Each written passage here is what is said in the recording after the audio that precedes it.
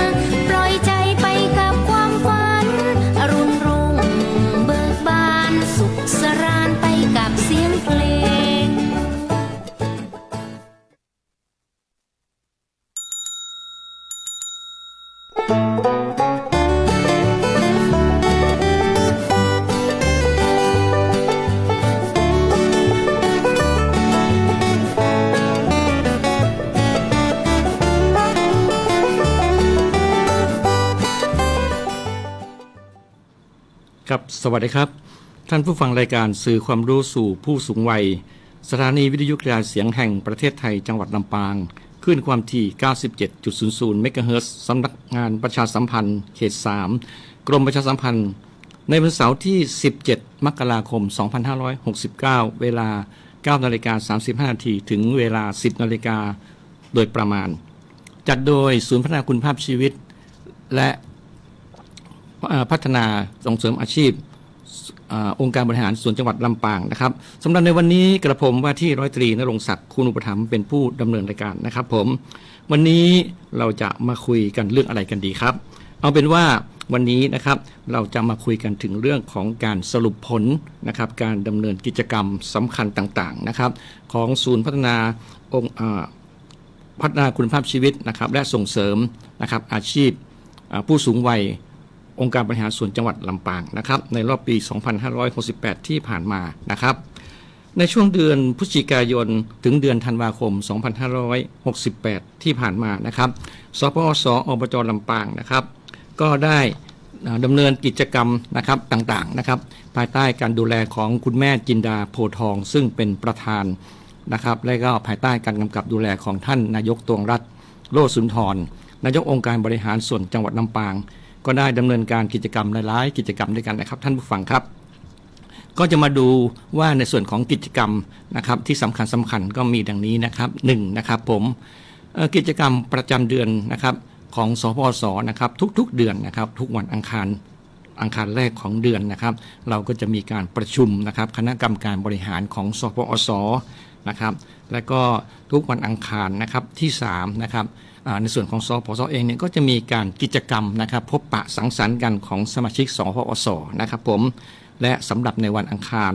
ที่4นะครับก็จะมีเรื่องของกิจกรรมด้านการอบรมอาชีพต่างๆนะครับเพื่อที่จะให้ในส่วนของสมาชิกของสปส.อบจ.ลำปางเนี่ยนะครับได้มาร่วมกิจกรรมกันนะครับได้พบปะกันนะครับเราลองมาดูนะครับว่ากิจกรรมนะครับมีอะไรบ้างนะครับสำหรับกิจกรรมของสมาชิกนะครับก็เช่นนะครับการรับฟังการบรรยายจากวิทยากรภายนอกนะครับการแสดงดนตรีนะครับวงสล้อซอซึงวงอังกะลุงนะครับมีเรื่องของการกิจกรรมเข้าจังหวะนะครับการรำไทเก๊กกิจกรรมเข้าจังหวะการเต้นลีลาศการฟ้อนรำนะครับการร้องเพลงคาราโอเกะนะครับแล้วก็การขับร้องเสียงประสานของวงปล่อยแก่นะครับเป็นต้นนะครับซึ่งวงปล่อยแก่ของเราก็เพิ่งไปแสดงที่กรุงเทพมหานครกลับมานะครับก็ได้รางวัลชมเชยมานะครับผมส่วนกิจกรรมด้านการอบรมอาชีพนะครับเช่นการทำขนมต่างๆนะครับขนมไทยเบเกอรี่นะครับการทำของที่ระลึกผลิตภัณฑ์อาหารสิ่งประดิษฐ์นะครับก็เพื่อที่จะส่งเสริมนะครับให้สมาชิกได้ร่วมทำกิจกรรมและสามารถนำไปประกอบอาชีพเป็นรายได้เสริมอีกทางหนึ่งนะครับในส่วนนี้นะครับเราก็จะได้เชิญนะครับวิทยากรนะครับที่มีความรู้ความสามารถนะครับได้มาฝึกมาสอนนะครับให้กับสมาชิกของสปส.อบจ.ลำปางนะครับ ได้เรียนรู้นะครับได้เรียนรู้แล้วร่วมทำร่วมกันนะครับแล้วก็เมื่อทำได้แล้วนะครับก็สามารถที่จะฝึกทำบ่อยๆนะครับก็สามารถที่จะประกอบนะครับเป็นอาชีพเสริมเป็นรายได้เสริมของผู้สูงอายุหรือสมาชิกเอาไปทำกิจกรรมในครัวเรือนนะครับหรือจะเป็นในส่วนของสปอสเองก็ได้นะครับผมและสำหรับกิจกรรมต่อไปนะครับก็จะเป็นกิจกรรมจากภายนอกนะครับกิจกรรมภายนอกเนี่ยเรามีอยู่หลายกิจกรรมนะครับผมไม่ว่าสมาชิกนะครับจะไปเล่นดนตรีพื้นเมืองสลอสอซึงนะครับซึ่งในช่วงเดือนที่ผ่านมาเนี่ยนะครับปีที่ผ่านมานะครับแล้วก็ไปร่วมในพิธีเปิดลำปางเกตเวย์ซึ่งเป็นผลงานวิจัยร่วมนะครับขององค์การบริหารส่วนจังหวัดลำปางกับมหาวิทยาลัยสวนดุสิตนะครับณบริเวณศูนย์แสดงสินค้าพระบรมราชานุสาวรีย์สมเด็จพระนเรศวรมหาราชเป็นการเปิดประตูสู่เมืองแห่งการเรียนรู้และเศรษฐกิจสร้างสรรค์เป็นการใช้พื้นที่สร้างสรรค์การเรียนรู้นะครับและยกระดับคุณภาพชีวิตของชาวลำปางซึ่งในส่วนของพื้นที่ตรงนี้เองเนี่ยนะครับในส่วนของผู้สูงอายุเราเองเนี่ยครับก็มีส่วนนะครับเพราะว่าเราเป็นส่วนหนึ่งของอบจ.ลำปางนะครับท่านนายกตรงรัฐโลกสุนทรนะครับก็ได้ให้พื้นที่นะครับในส่วนของผู้สูงอายุนะครับได้เข้าไปร่วมนะครับในส่วนของ Vital Cafe นะครับที่เป็นส่วนที่จะมีการขายนะครับบริการนะครับในส่วนของกาแฟและขนมเบเกอรี่นะครับก็จะมีผู้สูงอายุเนี่ยนะครับได้ไปเป็นผู้ร่วมนะครับในการที่จะฝึกฝนอาชีพนะครับในการที่จะชงกาแฟอย่างไรนะครับโดยมีในส่วนของมหาวิทยาลัยสวนดุสิตนะครับเป็นพี่เลี้ยงนะครับที่จะสอนนะครับให้ในส่วนของผู้สูงอายุของเราเนี่ยได้มีความสามารถอีกครั้งหนึ่งอีกด้านหนึ่งนะครับผมและสำหรับกิจกรรมต่อไปนะครับก็เช่นนะครับการขับร้องประสานเสียงของวงปล่อยแก่นะครับฝึกสอนและควบคุมนะครับการดูแลของมูลนิธิดร.สุกรีเจริญสุขนะครับก็เป็นการแสดงออกของผู้สูงอายุนะครับด้านความรู้ความสามารถและทักษะในการร้องเพลงแบบประสานเสียงนะครับของผู้สูงอายุอีกด้วยไม่ว่าจะเป็นในส่วนของผู้หญิงนะครับไม่ว่าจะเป็นในส่วนของผู้ชายก็ดีนะครับก็มาร่วมกันนะครับขับร้องประสานเสียงนะครับก็จะมีในส่วนของ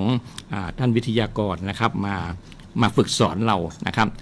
สองปีที่ผ่านมานะครับซึ่งเราก็ได้ไปร่วมการแสดงนะครับระดับประเทศนะครับมาแล้วเมื่อเดือนที่แล้วนะครับก็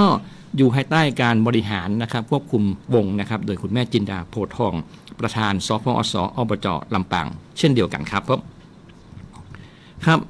นอกจากนั้นนะครับเราก็ยังมีอีกหลายๆกิจกรรมนะครับไม่ว่าจะเป็นการแสดงวงดนตรีนะครับอังกะลุงและดนตรีพื้นเมืองสลอสอซึงนะครับต้อนรับนะครับคณะทัศนศึกษาผู้สูงอายุของหน่วยงาน และองค์กรต่างๆนะครับที่ได้มาดูงานที่ของเรานะครับที่ขององค์การบริหารส่วนจังหวัดลำปางนะครับผมก็จะมีในส่วนขององค์กรปกครองส่วนท้องถิ่นนะครับทั่วประเทศที่ติดต่อมานะครับอย่างที่ผ่านมาเร็วๆนี้นะครับเช่นนะครับอบต.ศรีเตี้ยอำเภอบ้านโฮงจังหวัดลำพูนนะครับแล้วก็องค์การบริหารนะครับของจังหวัดพิษณุโลกนะครับคณะแม่บ้านเหล่ากาชาติจังหวัดอุตรดิตถ์นะครับ ซึ่งจะนำโดยผู้ว่า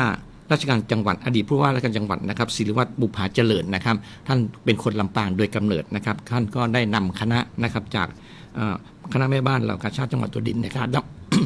ได้เข้ามานะครับดูงานที่สพสอบจ.ลำปางเช่นเดียวกันนะครับผมครับจากนั้นยังไม่พอนะครับก็ยังมีอีกนะครับก็ยังไม่หมดนะครับเพิ่งจบไปประมาณนี้ก็คืองานแสดงดนตรีมหกรรมลำปางออร์คิดแอนด์ออโรราเฟสติวัลนะครับเมื่อวันที่8เดือนธันวาคม2568นะครับณสวนสาธารณะหนองกระทิงนะครับก็จะเป็นการแสดงนะครับร่วมของอบจ.จังหวัดลำปางนะครับ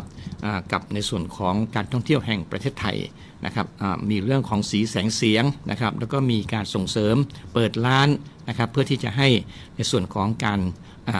กระจายรายได้นะครับการสร้างเศรษฐกิจนะครับเพื่อให้เศรษฐกิจของลำปางเนี่ยได้มี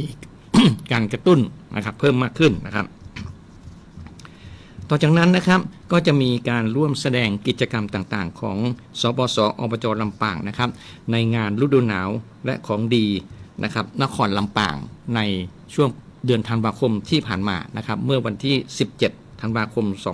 2568นะครับในวันนั้นเนี่ยนะครับเราได้รับมอบเวทีนะครับการแสดงนะครับโดยอบจ.จังหวัดลำปางและจังหวัดลำปางเนี่ยได้มอบหมายให้ในส่วนของผู้สูงอายุของสปส.อบจ.ลำปางนะครับได้นำเอากิจกรรมต่างๆนะครับเข้าไปแสดงบนเวทีนั้นนะครับตั้งแต่เวลาประมาณ 18 นาฬิกาจนถึงเวลาประมาณ 20 นาฬิกานะครับโดยประมาณ 2 ชั่วโมงเต็มๆนะครับก็จะมีทั้งการแสดงลีลาศนะครับการฟ้อนนะครับของผู้สูงอายุที่มีความสวยสดงดงามนะครับและนอกจากนั้นนะครับก็ยังมีการแสดงนะครับวงสล้อสอสึงนะครับของสมาชิกนะครับผู้สูงอายุนะครับซึ่งก็มีความสนุกสนานบรรเลงด้วยความไพเราะนะครับเราใช้เวลาการอบรมนะครับการเล่นดนตรีเนี่ยวงสล้อสอสึงเนี่ยครับประมาณ2 ปีนะครับก็โดยครูศรีหน่วยนะครับสังสีนะครับจากโรงเรียนลำปางกรณีได้มาฝึกสอนจากที่ไม่เป็นอะไรเลยนะครับตอนนี้พวกเราก็สามารถรวมตัวกันแล้วก็เล่นได้นะครับอย่างไพเราะนะครับก็คิดว่าในไม่นานพวกเราก็คงจะพัฒนาขึ้นไปเรื่อยๆนะครับผมและต่อจากนั้นเองเนี่ยครับก็ยังมีอีกหลายๆกิจกรรมนะครับที่สปส.อบจ.ลำปางได้เข้าไปมีส่วนร่วมนะครับเพราะว่าตอนนี้เองต้องเข้าใจว่าในส่วนของจังหวัดลำปางเนี่ยเรามีสถิติของผู้สูงอายุเป็นอันดับ1ของประเทศไทยนะครับตอนนี้ประจำปี2569และทราบข่าวว่า34%34%แล้วนะครับผมก็ยังมีกิจกรรมร่วมกับคณะวิจัยจากสถาบันและองค์กรต่างๆอีกมากมายนะครับเช่นมหาวิทยาลัยสวนดุสิตมหาวิทยาลัยราชภัฏลำปางมหาวิทยาลัยเทคโนโลยีราชมงคลล้านนาและอีกหลายโครงการและหลายเครือข่ายนะครับผมต่อจากนั้นนะครับเราจะเห็นว่ามีกิจกรรมมากมายนะครับที่เล่าสู่กันฟังนะครับจะเห็นว่าสปส.อบจ.ลำปางเนี่ยครับศูนย์พัฒนาคุณภาพชีวิตและส่งเสริมอาชีพนะครับผู้สูงวัยนะครับผู้สูงอายุนะครับองค์การบริหารส่วนจังหวัดลำปางเนี่ยนะครับซึ่งก็ได้รับการสนับสนุนจากอบจ.ลำปางโดยมีท่านนายกตวงรัตน์โลสุนทรและคุณแม่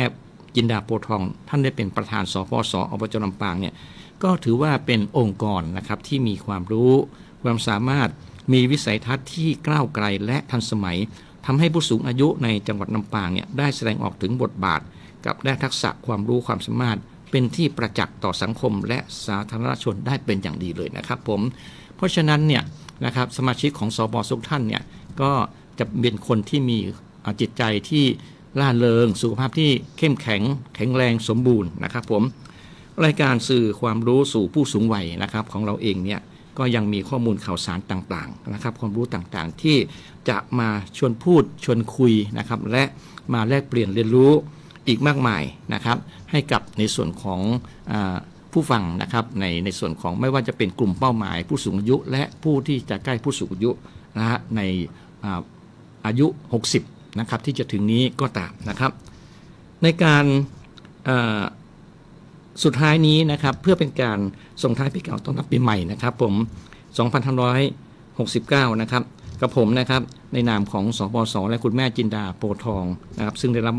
มอบหมายให้กับผมเนี่ยได้มาจัดรายการในวันนี้นะครับว่าที่ร้อยตรีนรงค์ศักดิ์คุ้มธรรมนะครับก็ฝากนะครับอำนวยอวยพรนะครับให้ท่านผู้ฟังทุกท่านและผู้สูงอายุนะครับได้มีความสุขใน5มิติด้วยกันนะครับไม่ว่าจะเป็น1นะครับสุขสบายนะครับก็คือขอให้ทุกท่านนะครับได้มีร่างกายที่แข็งแรงมีสภาพแวดล้อมที่ส่งเสริมสุขภาพที่ดีนะครับ2นะครับมิติสุขสนุกนะครับก็คือนะครับผู้สูงอายุเราเนี่ยทำกิจกรรมที่ทำให้มีอารมณ์เป็นสุขมีคุณภาพชีวิตนะครับสุขภาวะที่ดีนะครับและมิติที่3นะครับสุขสง่านะครับผู้สูงอายุเราเนี่ยได้เห็นคุณค่ามีความภาคภูมิใจในตนเองนะครับได้มีส่วนร่วมในการช่วยเหลือสังคมอย่างสม่ำเสมอนะครับและมิติที่4นะครับสุขสว่างนะครับก็ขอให้นะครับมีความจำที่ดีนะครับสามารถจัดการกับสิ่งต่างๆได้อย่างมีประสิทธิภาพนะครับไม่เป็นภาระของลูกหลานนะครับได้เดินได้ยืนนะครับได้ฟังได้อ่านนะครับได้พูดมีความเข้าใจนะครับฟังรู้เรื่องนะครับมีสติสัมปชัญญะที่ดีนะครับและสุดท้ายนะครับสุขสงบนะครับทำให้ผู้สูงอายุเราเนี่ยได้มีการรับรู้นะครับและมีความเข้าใจรู้สึกนะครับตนเองนะครับสามารถจัดการสภาวะอารมณ์ต่างๆได้นะครับซึ่งสภาวะ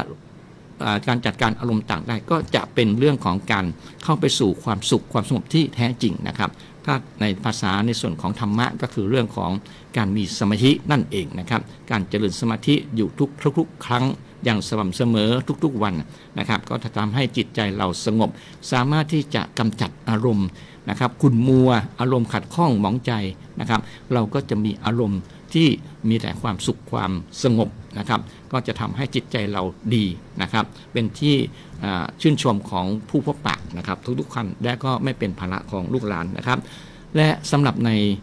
วันนี้นะครับกระผมว่าที่ร้อยตรีณรงค์ศักดิ์นะครับก็ต้องขอบคุณนะครับทางด้านของสวทลำปางมากๆนะครับที่ได้ให้โอกาสนะครับทางด้านของสพสได้มานำเสนอนะครับเรื่องความรู้ต่างๆนะครับให้กับในส่วนของผู้สูงวัยนะครับในรายการสื่อความรู้สู่ผู้สูงวัยนะครับในวันเสาร์นะครับที่17เดือนมกราคม2569เราจะมาพบกันทุกๆเสาร์ที่3ของแต่ละทุกเดือนนะครับผมและสำหรับในวันนี้กับผมเองก็ต้องขอบคุณอีกครั้งหนึ่งนะครับและก็พบกันใหม่นะครับในเสาร์ที่3เดือนกุมภาพันธ์2569นะครับขอได้รับความขอบคุณและสวัสดีครับผม